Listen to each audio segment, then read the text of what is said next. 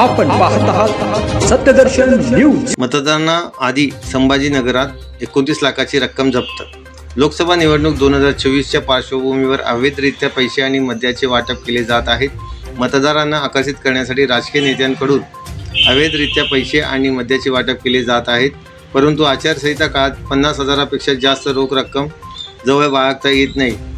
जास्त रक्कम घेऊन फिरणाऱ्यांवर कारवाई केली जात आहे।